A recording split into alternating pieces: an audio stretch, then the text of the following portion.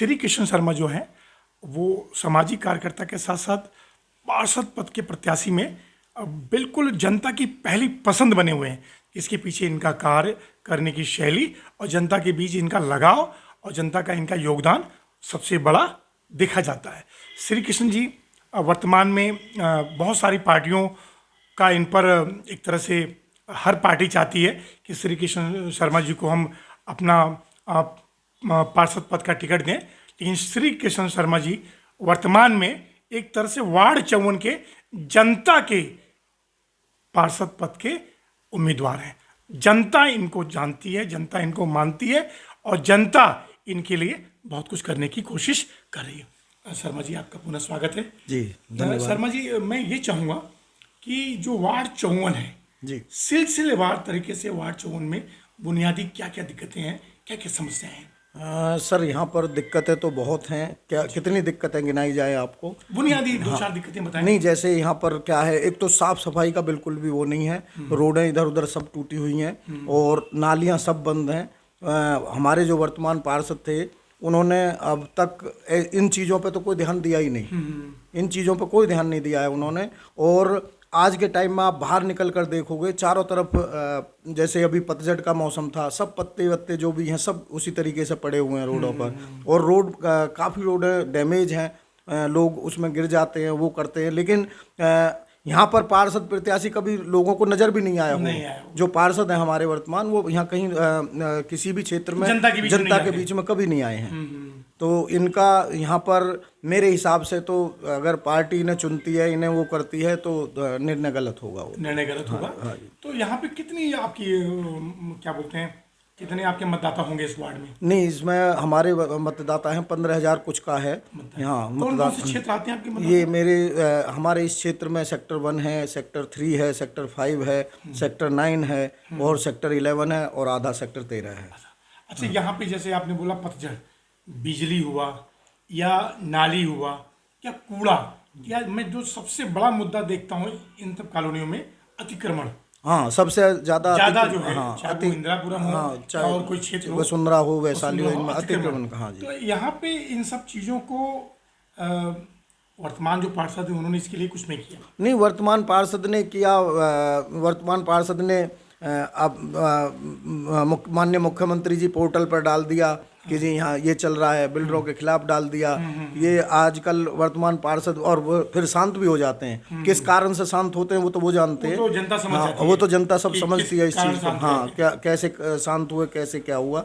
बाकी जो आज का टाइम जैसा देख रहे हैं, जनता में बहुत रोष है इस चीज़ के लिए।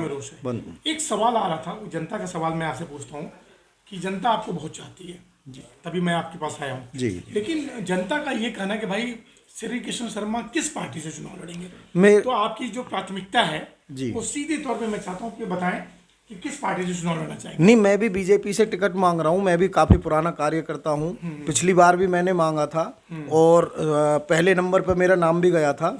लेकिन जो भी हुआ, जैसे भी हुआ, वो टिकट हमारा नहीं हो पाया। और मैं चाहता हूँ कि अगर एक बार आए हम जनता में, तो जनता अब की बार हम कह रहे हैं जनता से, और अगली बार जनता खुद बोलेगी कि भाई श्री कृष्ण शर्मा को लाओ।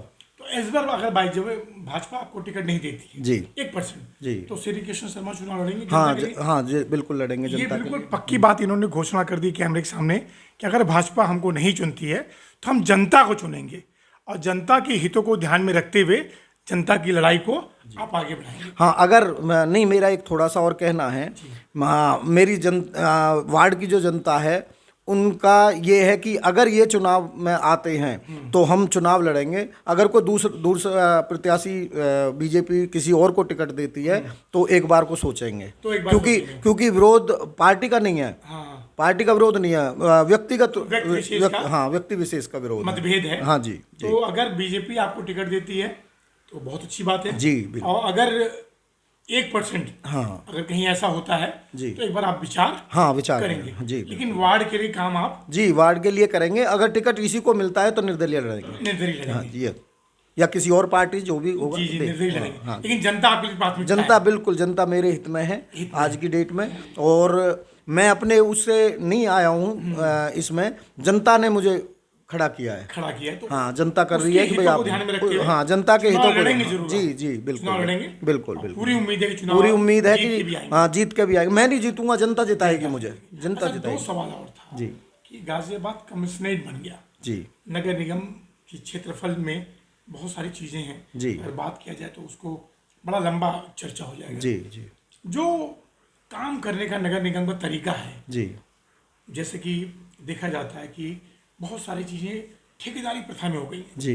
एक समय था जब हमारा देश आज़ाद नहीं था, तो ठेकेदारी प्रथा का चलन था। जी जब आज़ाद हुआ, बहुत सारे लोग जागरूक हुए, जी। वो प्रथा बंद हुआ। जी। तो अब नगर निगम में सर ठेकेदारी प्रथा आ गई, जी। चाहे कूड़ा उठाना हुआ या कुछ भी जमा करना हुआ, तो ये कितना हितकर है?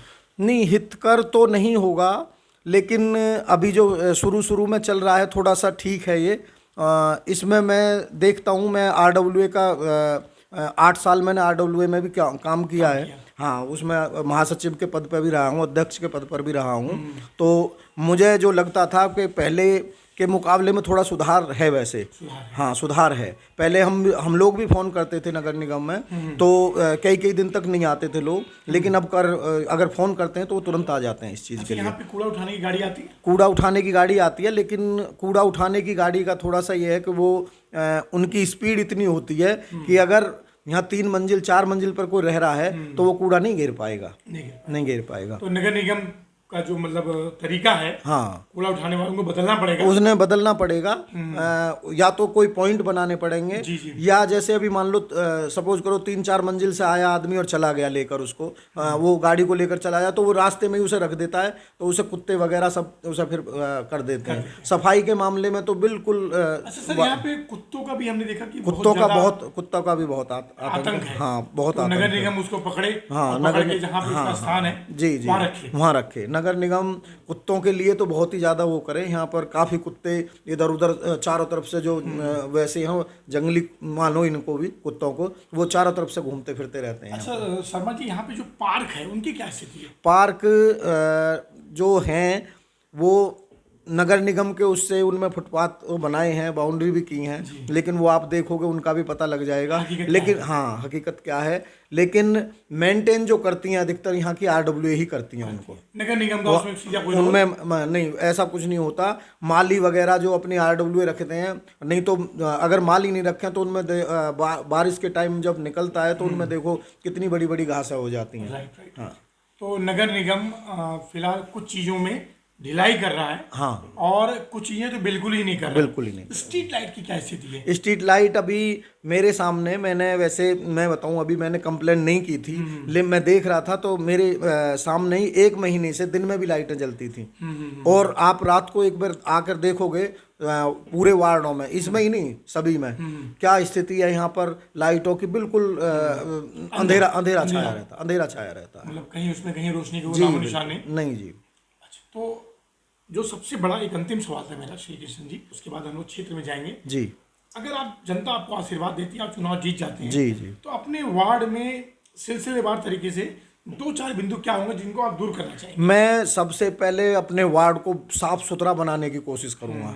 सबसे पहले मेरा जो ध्येय होगा ये होगा, बिल्कुल साफ सुथरा लगना चाहिए। कोई आए मेरे वार्ड में तो ये लगे कि भाई यहाँ पर कौन है। उसकी एंट्री पॉइंट हो, हाँ, एंट्री पॉइंट हो, या चारों तरफ जो भी हो, ये सफाई की समस्या के यहाँ सबसे ज़्यादा है। अगर मैं नाली और सफाई पे भी मैंने ध्यान दे दिया तो रोड में जो कहीं रोड भी बनेंगे तो वो टूटने का वो नहीं होगा। हाँ जी, और ये पानी भर जाता है वहीं से रोड टूट जाती है। जब नाली नहीं है तो रोड तो टूटे नहीं। साफ सफाई आपकी प्राथमिकता? हाँ, बिल्कुल साफ सफाई। आवारा कुत्ते हैं उनको, और वार्ड को वास्तव में अभी दिली इच्छा ये है कि अगर एक बार मौका मिलता है तो वार्ड को बिल्कुल ऐसा साफ सुथरा कर दूंगा 5 साल के अंदर अंदर कि लोग खुद कहेंगे कि भाई उनको लेकर आओ। शर्मा जी, बीच में थोड़ी हम लोग जो बातचीत कर रहे थे कि अगर आप चुनाव जीतते हैं तो सबसे पहले आप साफ सफाई को हाँ जी, मेन रखेंगे। जी बिल्कुल। और स्ट्रीट लाइट को भी बेहतर करेंगे। हाँ, स्ट्रीट लाइट को भी बेहतर, वार्ड आतंक भी। हाँ जी बिल्कुल। वार्ड में कोशिश ये की जाएगी कि जो भी लोगों को दिक्कत है वो सारी समस्याओं को दूर करेंगे। और सबसे पहले मेन मकसद जो होगा साफ़ सफाई, स्ट्रीट लाइट और नालियों का होगा। इनसे अगर ये चीज़ें सारी हो जाती हैं तो अपने आप ही वार्ड का हाँ, अतिक्रमण विकास के लिए होगा। कभी सोचेंगे? अतिक्रमण के लिए करेंगे, इसको भी धीरे धीरे जैसे झुग्गी वगैरह हैं इनका भी कुछ प्रबंध करा के हमने, सफाई में सभी आ जाता है सफाई वैसे, में ये भी है। सभी सफाई में ये भी आ जाता है, क्योंकि गंदगी तो वो भी लोग करते हैं, जी जी जी। गंदगी वो लोग भी करते हैं। और इसके लिए आवास विकास से बात करेंगे कि भाई इनको कहीं और शिफ्ट करके, और ये प्लॉट पड़े हुए हैं, खाली प्लॉट पड़े हुए हैं, वो अपने लोगों की बाउंड्री कराएं वो लोग, तो अपने आप ही पूरा वसुंधरा साफ लगने लगेगा। हाँ जी, ये आपकी प्राथमिकता होगी। जी बिल्कुल एक अंतिम सवाल, हमारे जो योगी जी हैं, जी यूपी के मुख्यमंत्री हैं, हिंदू सम्राट हैं, जी उन्होंने उत्तर प्रदेश को बहुत सौगात दिया, जी। तो उनके लिए दो शब्द बोलना चाहेंगे? नहीं, योगी जी के लिए तो कोई जवाब ही नहीं है जी। योगी जी तो हमारे उत्तर प्रदेश को बिल्कुल ऐसा कर देंगे, राम राज्य बना देंगे। आतंकवाद तो बिल्कुल ही समाप्त हो। हाँ बिल्कुल, आतंकवाद गुंडागर्दी और ये सब चीजें धीरे धीरे सब खत्म होती जा रही हैं, और अगर योगी जी ही आगे वो करते हैं तो बिल्कुल राम राज्य घोषित हो जाएगा उत्तर प्रदेश में। हाँ जी। शर्मा जी, आपका बहुत बहुत धन्यवाद। फिर किसी विषय पे बात करेंगे। नमस्कार सर। नमस्कार।